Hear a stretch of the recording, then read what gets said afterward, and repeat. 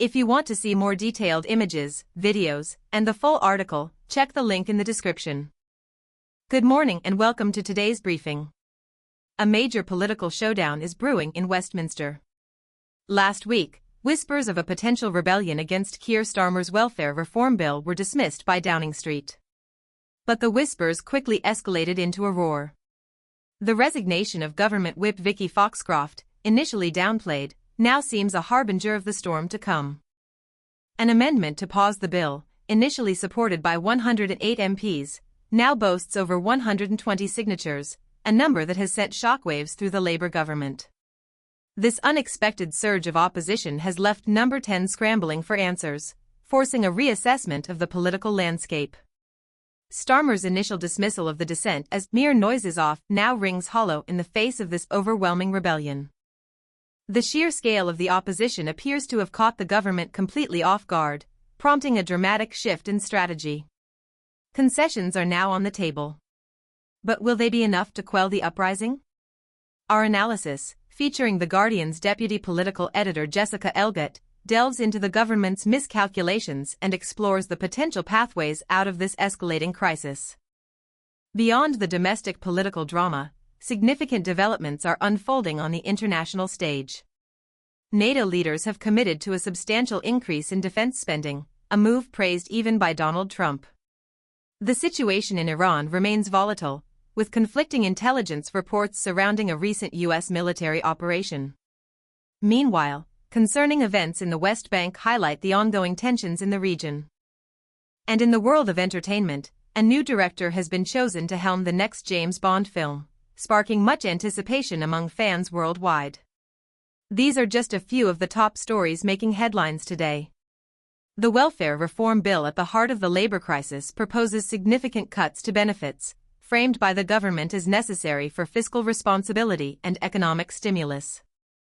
However, critics argue these cuts disproportionately affect vulnerable individuals, undermining labor's core values.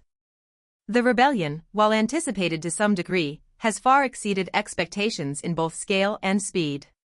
The rebels' strategic move to publish an amendment, allowing for a public display of their strength, has proved remarkably effective, creating a snowball effect that has left the government struggling to contain the fallout.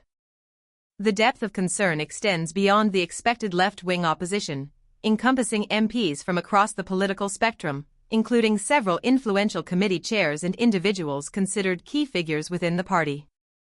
Many of these MPs report intense pressure from constituents deeply worried about the impact of these reforms. The government's response has shifted from threats to a more conciliatory approach.